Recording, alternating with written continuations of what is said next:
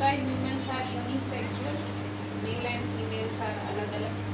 Flower is bisexual होता है, एक ही फ्लावर में दोनों रिप्रोडक्टिव ऑर्गन होते हैं, स्टैमेन और कार्पेल, है ना।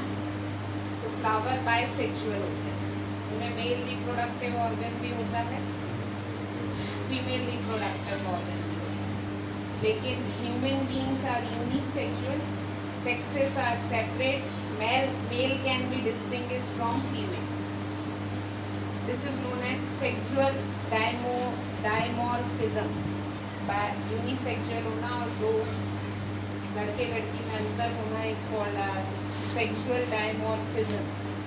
अभी उन्होंने बोला है हमको कैसे पता चलता है कि ये लड़का है या लड़की है? Primary sexual character. Primary sexual character मतलब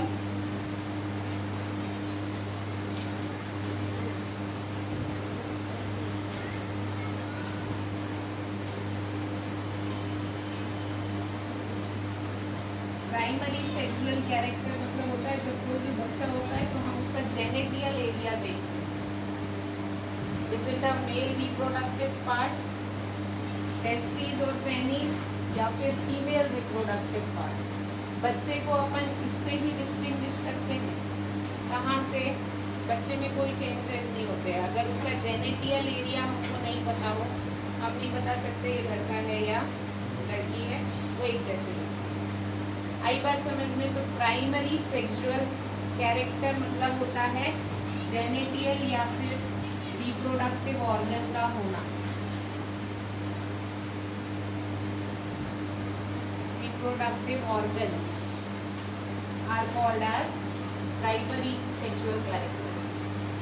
रिप्रोडक्टिव ऑर्गन मेल में होते हैं पेनिस, टेस्टिस, और फीमेल में होती है वेजाइना। आगे बात समझ में? बच्चे को हम इससे ही डिस्टिंग्विश कर लेते हैं पैदा होते से कि ये लड़का है या लड़की है। प्राइमरी सेक्सुअल कैरेक्टर हमको पता होना चाहिए। आई बात समझ में? इफ जेनेटियल आर नॉट एक्सपोज, यदि हमको उनका जेनेटियल एरिया नहीं पता तो लड़का लड़की सब बराबर है। पर पूछते कोई छोटा बच्चा आता है तो सबका लड़का है लड़की है, हम नहीं बता पाते देख के। बाल बड़े करना, छोटी करना, ये सब एक अलग बात है। How we bring up a girl and दोनों के बॉय कटे, दोनों को पैंट शर्ट पहना, तो यू कांट डिस्टिंग्विश अंटिल हमको उनका प्राइमरी सेक्सुअल कैरेक्टर नहीं पता। Getting my point? इसके बाद but when the girl attain the age of 10 से 12 या फिर boys attain the age of 13 से 14, तो गर्ल्स में एक एज होती है 10 से 12 की, और बॉयज में जनरली ये एज होती है 13 to 14 years. They attain puberty. Puberty मतलब क्या होता है? प्यूबर्टी मतलब होता है development of secondary sexual character. Secondary sexual characters. Boys और गर्ल्स की बॉडी में सेकेंडरी सेक्सुअल कैरेक्टर्स डेवलप होने लगते हैं। आई बात समझ में? तो हम बोलने लगते हैं ग्रोथ तो पहले भी होती है, 10-12 साल से पहले भी लड़कियां बड़ी होती हैं, लड़के बड़े होते हैं, लेकिन उनमें ये ग्रोथ नहीं होती। हाइट बढ़ती है, बोन्स बढ़ते हैं, बट आफ्टर अटेनिंग प्यूबरिटी उनकी बॉडी में दूसरे चेंजेस होते हैं। तो ये भी एक क्या होती है? ग्रोथ होती है। आई बात समझ में? प्यूबरिटी आने के बाद सेकेंडरी सेक्सुअल कैरेक्टर्स डेवलप होना शुरू होते हैं। क्या कॉमन कैरेक्टर्स होते हैं बॉयज और गर्ल्स में? Hair begins to grow in the armpit and genital area. तो बॉयज और गर्ल्स चाहे कोई भी हो, डेवलपमेंट ऑफ हेयर्स होता है।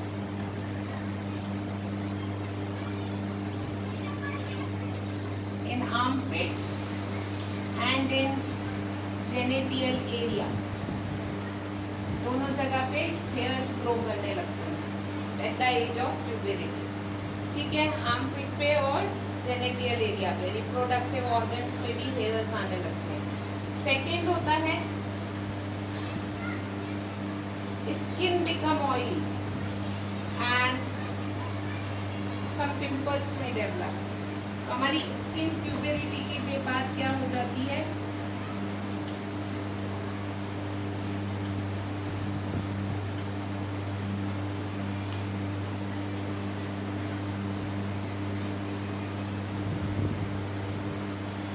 ये कॉमन कैरेक्टर्स होते हैं जो दोनों में होते हैं, बॉयज में भी और गर्ल्स में भी। फिर उसके बाद होता है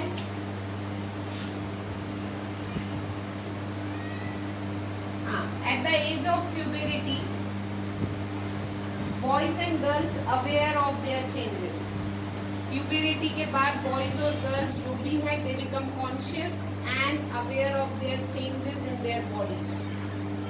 उनको अपने बॉडी के चेंजेस समझ में आने लगते हैं। दिस चेंजेस, ये जितने भी चेंजेस होते हैं, this you called as secondary sexual characters. आई बात समझ में?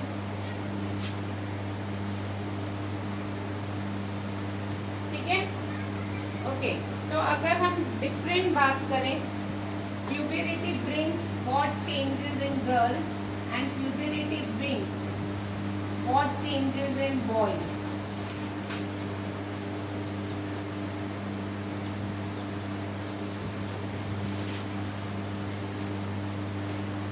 पहला, what the changes occur in girls at the age of puberty. 10 से 12 साल की एज, उनके में क्या चेंजेस आते हैं? Breast size begins to increase. ठीक है, यहाँ पे प्यूबरिटी के बाद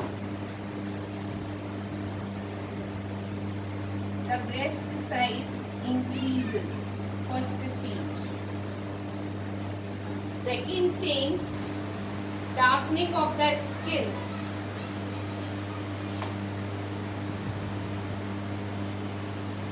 Darkening of the skin of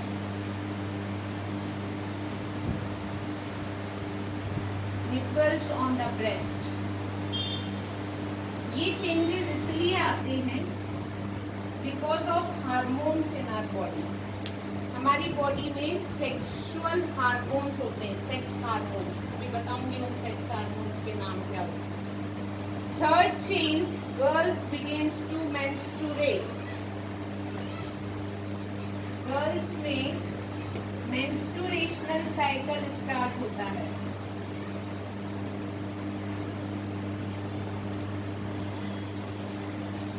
girls begins to menstruate मतलब उनकी ओवरी में जो एग होते हैं वो एक एक मैच्योर होना शुरू हो जाता है।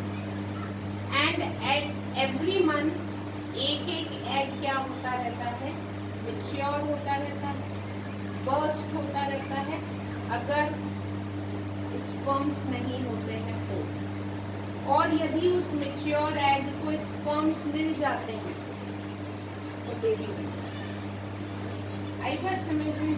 तो गर्ल्स बिगिंस टू मेंस्ट्रुएट मतलब हर महीने उनकी ओवरी से निकला हुआ एक एक एग, जब गर्ल चाइल्ड जन्म लेती है तभी उनकी दोनों ओवरीज में मिलियंस ऑफ एग्स होते हैं जो अनराइप होते हैं, कच्चे होते हैं। जब प्यूबरिटी आ जाती है, जब सेक्स हार्मोन बनने लगते हैं, तब वो एक एक एग निकल के मैच्योर होने लगता है।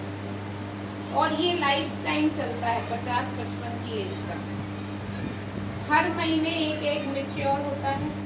और रिसीविंग टाइम ऑफ स्पर्म पे यदि उसको स्पर्म मिल जाता है तो वो फर्टिलाइज हो जाता है, और यदि वो स्पर्म नहीं मिलता है तो वो मैच्योर एग बर्स्ट हो जाता है और विजाइना के थ्रू डिस्चार्ज हो जाता है। इसको बोलते हैं मेंस्ट्रुएशनल साइकिल। तो गर्ल्स में 10 से 12 की एज के बाद ये मेंस्ट्रुएशनल साइकिल हर मंथ शुरू हो जाता है। आगे बात समझ में? उन्होंने बोला है widening of pelvic region,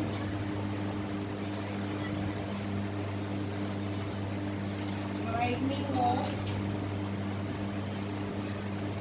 pelvic region मतलब हिप्स एरिया, ये सब बड़े होने लगते हैं। वाइडनिंग ऑफ हिप एरिया, मास वहां पे फैट डिपॉजिट होने लगता है। Getting my point? And deposition of fat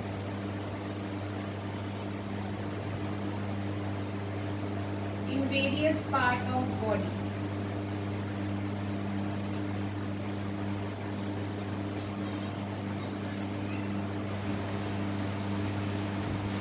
body become more muscular in boys. After the age of 13 to 14 years, boys में क्या चेंजेस आते हैं? मुस्टाच एंड बियर्ड, गाड़ी मूछ आने लगती है, अच्छे बच्चे से दानव दिखने लगते हो, है ना? तो basically thick hairs on the face, thick hairs grow on face, that you call as, एक खर्चा बढ़ जाता है ना टाई के पास जाने का, मुस्टाच एंड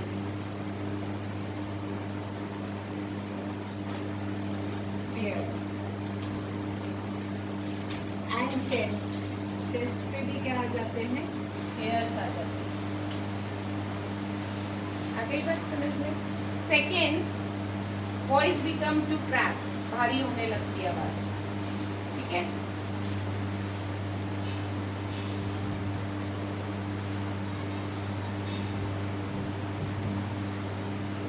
खरखर आवाज हो जाती है।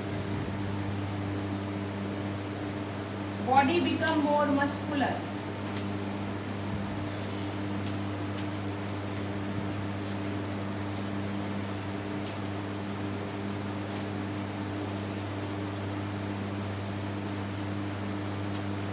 fourth, testes and penis become larger,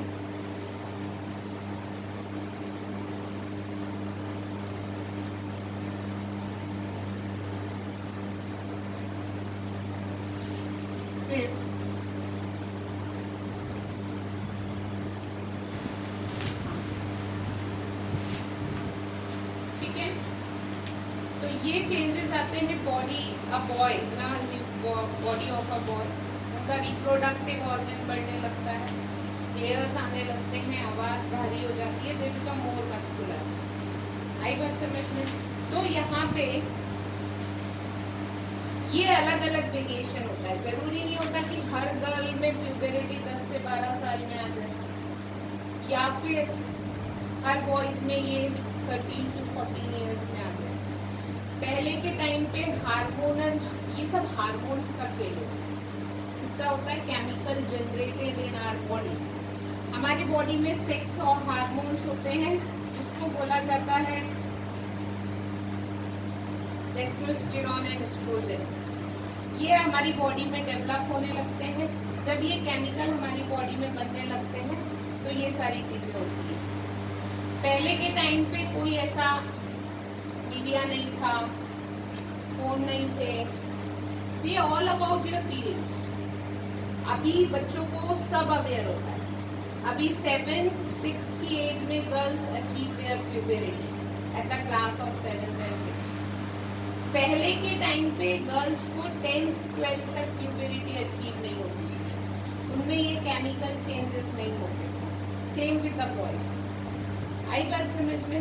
it is all about chemicals in your body that you called as hormones. आई बात समझ में? Getting my point? उन्होंने बोला है during and after puberty the rate of general body growth becomes to slow down. जब हमको हमारी प्यूबरिटी आ जाती है उसके बाद हमारी हाइट वाइट ज़्यादा नहीं बढ़ती, ना बॉयज़ की बढ़ती है ना गर्ल्स की।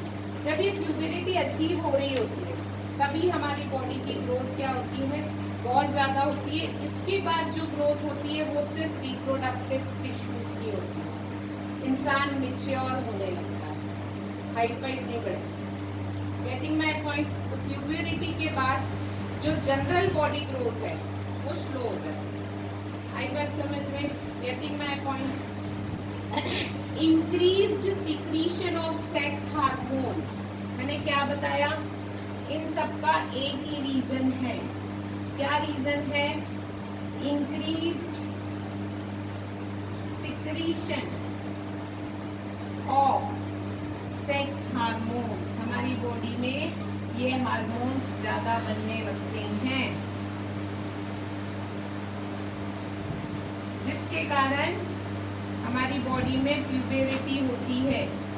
इन बॉयज में कौन सा हार्मोन होता है? Testosterone. This is the chemical. और गर्ल्स में होता है एस्ट्रोजन। इंक्रीजेस, इनका प्रोडक्शन क्या होने लगता है? ज्यादा होने लगता है, जिसके कारण ऐसा होता है। ठीक है, आ गई बात समझ में?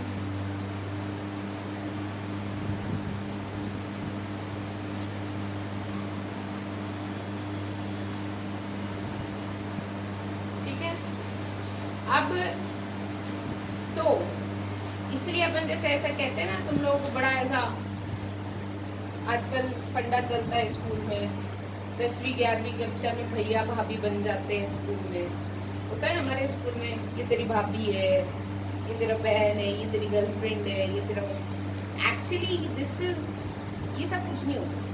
अपन कई बार घर वाले डांटते थे, जमीन से निकले नहीं हो, बड़ा तुमको भैया भाभी बनाना है ना। तो बेसिकली जब जीवन के धक्के पड़ते हैं ना, तब होती है actual affection, those which are having between your father and mother. It is a responsible affection. और जो इस एज में होता है ना, ये नहीं होता, ये होता, ये हमारी बॉडी में ये केमिकल्स बनते हैं, जिसके कारण we have a feeling of attraction towards the opposite genders. Opposite genders के प्रति हम अट्रैक्ट हो जाते हैं। इसी कारण से आजकल प्यूबरिटी अर्ली एजेस में अचीव होती है। आई बात समझ में? तो basically it is not affection, it is just the chemical changes in your body which bring you in the stage of this भैया भाभी। बट लेकिन ये जो होता है ना, इसके कारण हम अपने प्राइमरी टारगेट से भटक जाते हैं। And your primary target is, और होना कुछ नहीं है। कौन से ऐसे हैं भाई जो 9वीं कक्षा वाले शादी कर लेते हैं बड़े होकर? जब जीवन के धक्के पड़ते हैं ना, तो काय के लड़का और काय का लड़की। अभी मैं तो बोलती हूँ, कोई अगर ऐसा बोलता है ना, मेरे स्कूल में ऐसा मिलता है, ऐसे ये भैया भाभी, ये मैडम, वो लड़का वो लड़की को ऐसे छेड़ रहा है, ऐसा कर रहा है, मैं तो बोलती हूँ घर वालों को भेजो, दोनों की शादी करा दो। सीरियसली, अगर है अफेक्शन है तो करो, चलो निकलो, कमाओ, खाओ। You are having in love, affection है, चलो निकलो, सब रह जाएगी कुछ। तो बेसिकली ऐसा कुछ नहीं होता। आई बात समझ में? First you achieve your goals, the true affection, the true meeting for each other is after your life priorities. जीवन में IAS बन जाओगे ना, उसके बाद घर वालों को लाके बोलोगे ना कि मुझे ये पसंद है, घर वाले बोलेंगे अरे वाह बेटा, क्यों नहीं, बिल्कुल। और यही 10वीं कक्षा में घर वालों को फोन कर करके, अरे आपका बेटा ऐसा, आपकी बेटी है। क्यों? क्योंकि priorities has to be decided. It's all about your goals, your priorities. तो ये सब बकवास होता है, ऐसा कुछ नहीं होता। मर जाएंगे, ये हो जाएंगे, तो मर, अब भी मर। कौन मर रहा है अभी? द बेस्ट, इवन मतलब मैं तुम लोगों से बहुत बड़ी हूँ, 35 years of age. The true affection in your life, which is priceless is by your parents only, by your parents only, जो निस्वार्थ प्रेम करते हैं तुम लोगों से, निस्वार्थ, बदले में कुछ नहीं चाहते। मेरे भी हस्बैंड है, उनको लगता है who is the best person in the whole life, husband में भी एक बार गिव एंड टेक हो जाता है। मेरा काम नहीं करते, कपड़े नहीं धोती, ये नहीं करती, वो नहीं करती।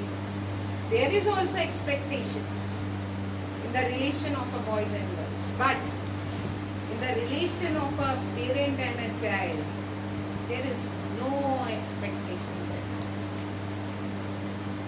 करो तो ठीक, नहीं करो तो पढ़ के आया हूँ, बाजार जाके सब्जी ला आया, बड़े सब्जी ला देते हैं, फिर भी खाना देते हैं ना घर वाले। ऐसा तो नहीं वाले सब्जी नहीं लाया नहीं देंगे, 10 बार चिंता करते हैं। इसलिए इससे बड़ा प्रेम ना लाइफ में कुछ नहीं होगा, कुछ नहीं होगा। And you have this value when you become married. इसलिए सबसे ज्यादा इम्पोर्टेंट होता है जो अपने घर वाले कहते हैं ना, वो बिल्कुल सही बात है, बिल्कुल ट्रू। उनसे ज्यादा अच्छा हमारे लिए कोई नहीं सोच सकता, हो ही नहीं। ये सब मेंटल प्ले, ये यहाँ का गेम होता है, भाग जाना, ये पान ठेले वाले से प्यार हो जाना। एक्चुअली सीरियसली, अरे बाइक में फुरफुर, अरे वहाँ कैडबरी सिल्क, कुछ नहीं, सब बकवास। एवरीथिंग इज ऐसा पागलपन। गेटिंग? ये चैप्टर 10th में इसलिए बायो लिया है, नहीं लिया बायो तो अब लेंगे, लेकिन 10th के लेवल पे this is the primary education every child must have. इसीलिए 10th में ये चैप्टर है कि हमको सेट करना है अपनी प्रायोरिटीज, अपना गोल, अपने लाइफ के task, what you want to achieve, what is your priorities.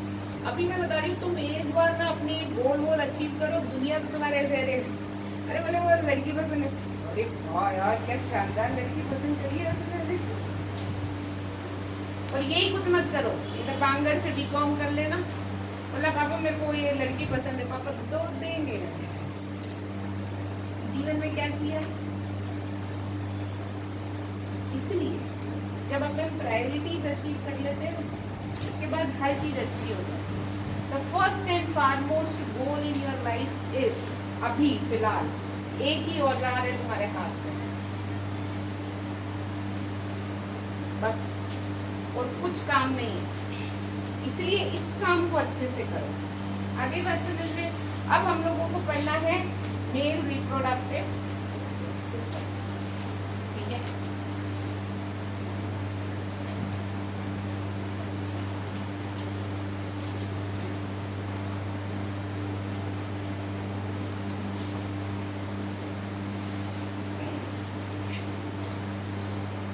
क्या करना पड़ता है? ये जो रिप्रोडक्टिव सिस्टम है, इसके क्या काम होते हैं?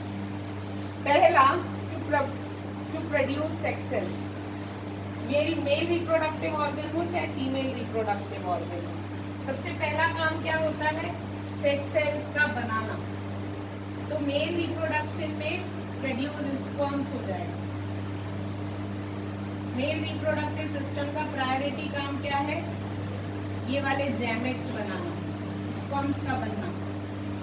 आई बात समझ में? दूसरा काम है इन स्पर्म्स को पहुंचाना जहां ये बनते हैं, from the site of their production to the site of fertilisation, यानी कि फीमेल बॉडी तक पहुंचाना। क्यों? फर्टिलाइजेशन के लिए। ये सब काम होते हैं मेल रिप्रोडक्टिव ऑर्गन के। आई बात समझ में? तीसरा काम होता है टू मेक अ फ्लूइड, एक ऐसे लिक्विड का बनाना जिस लिक्विड में स्पर्म्स को प्रॉपर न्यूट्रिशन, मतलब वो जिंदा रहना चाहिए। जब तक वो एग तक नहीं पहुंच जाए तब तक वो स्पर्म्स क्या रहने चाहिए, जिंदा रहने चाहिए। तो ऐसा एक उनको लिक्विड देना जिसमें वो स्पर्म्स क्या रहे, जिंदा रहे, न्यूट्रिशन मिले, एंड मूवमेंट, उन स्पर्म्स को क्या मिल सके, मूवमेंट फैसिलिटेट, मतलब वो कहाँ जाना है वो लिक्विड उनको बताता है स्पर्म्स को। तो एक ऐसा फ्लूइड बनाना जिसमें तैर के वो स्पर्म्स मेल बॉडी से फीमेल बॉडी तक जा सके। तो ये 3 काम होते हैं मेल रिप्रोडक्टिव ऑर्गन के। आई बात समझ में? मेल रिप्रोडक्टिव ऑर्गन में क्या क्या चीजें होती हैं? सबसे पहले होते हैं testis. There are 2 testes in the male reproductive organ and they are, ये जो टेस्टिस होती है ये ग्लैंड है। क्या है ये? मतलब ये मांस का ऐसा हिस्सा होता है जिसको एक पाउच लाइक स्ट्रक्चर में होता है, जिसको अपन कहते हैं स्कॉर्टम। क्या कहते हैं? स्कॉर्टम। ऐसे 2 टेस्टिस होते हैं बॉयज की बॉडी में। ये टेस्टिस अटैच होते हैं through a tube, that tube is called as epididymis, ऐसा कुछ है।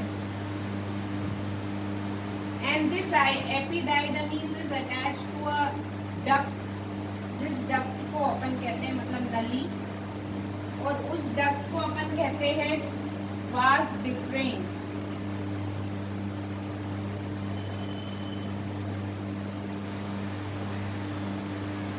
ये डक्ट जाके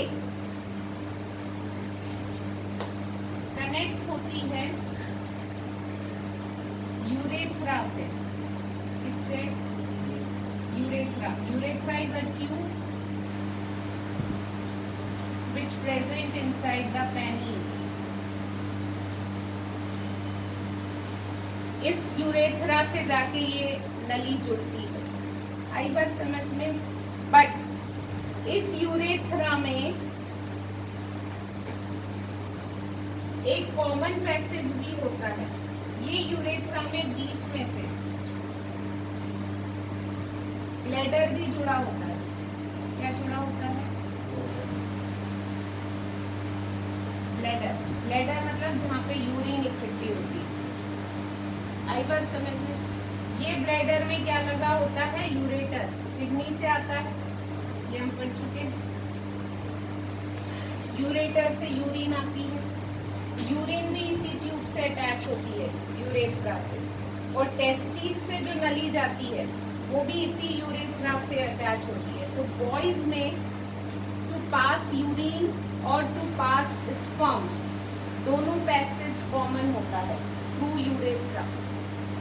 यूरेथ्रा से ही यूरिन भी पास होती है और यूरेथ्रा से ही स्पर्म्स भी पास होते हैं, लेकिन at a time there is only one flow.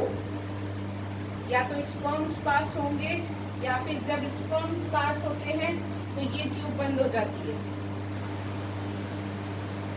Urine pass नहीं होती, और जब यूरिन पास होती है तो स्पर्म्स पास नहीं होते।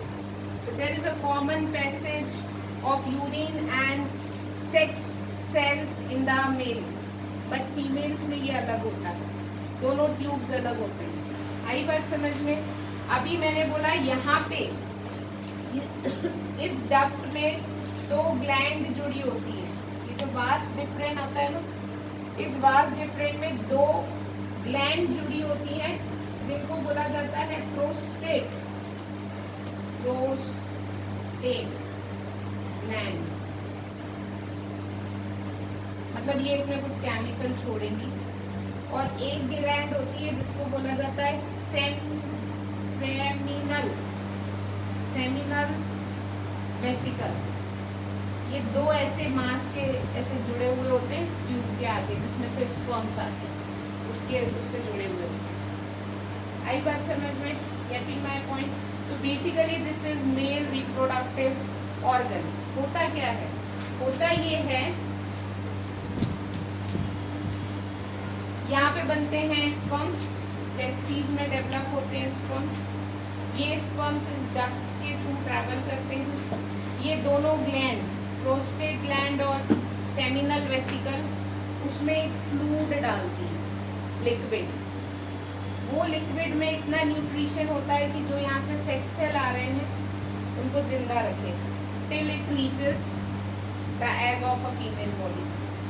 तो फिर वो फ्लूइड के साथ मिलके वो स्पर्म्स यूरेथ्रा के थ्रू वेजाइना में जाके एग के पास जाते हैं। अब बेसिकली ये फ्लूइड जरूरी है, मैंने बोला ये फ्लूइड नहीं होगा तो स्पर्म तैर नहीं सकते। स्पर्म को तैरने के लिए ये जो फ्लूइड और स्पर्म का कॉम्बिनेशन होता है इसको बोलते हैं सीमेन। क्या कहते हैं? The combination of fluid and sperm is called as semen during the time of mating और copulation between male and female. जब मेल और फीमेल के बीच में ऐसी कोई कपलिंग या मेटिंग होती है तब ये सीमेन इस यूरेथ्रा से फीमेल वेजाइना में एंटर करता है। फीमेल वेजाइना में एंटर करता है जब ये लिक्विड स्पर्म के साथ, तो वो फीमेल बॉडी में 2 या 3 दिन तक जिंदा रह सकता है। स्पर्म्स जो गए हैं उनकी लाइफ टाइम होती है 2 या 3 दिन। यदि वो 2 या 3 दिन में उसको फीमेल ओवरी में कोई एग मिल जाता है मैच्योर, तो हो सकता है वो उससे फर्टिलाइज हो जाए और हो सकता है वो उससे फर्टिलाइज ना भी हो तो स्पर्म्स सारे फीमेल बॉडी में जाने के बाद मर भी जाते हैं। आई बात समझ में? Getting my point? This is how the sex cell transfer from male body to female body. अब उन्होंने बोला है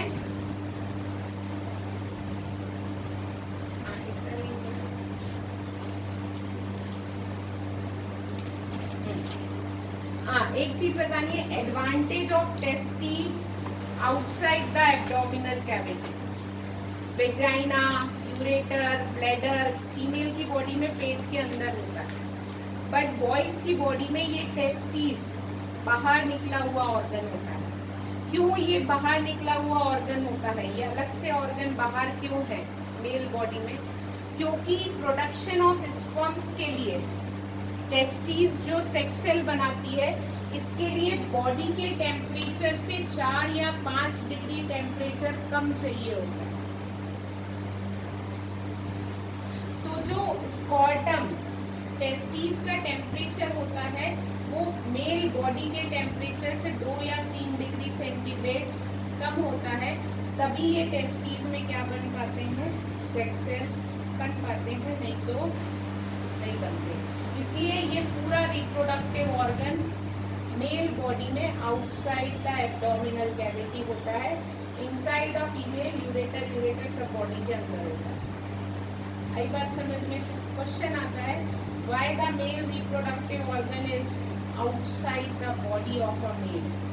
क्यों? क्योंकि उसका टेम्परेचर हमको बॉडी के टेम्परेचर से कम होना चाहिए, तभी सेक्स सेल बनते हैं, नहीं तो नहीं बनते। कल मैं पढ़ाऊंगी फीमेल रिप्रोडक्टिव ऑर्गन।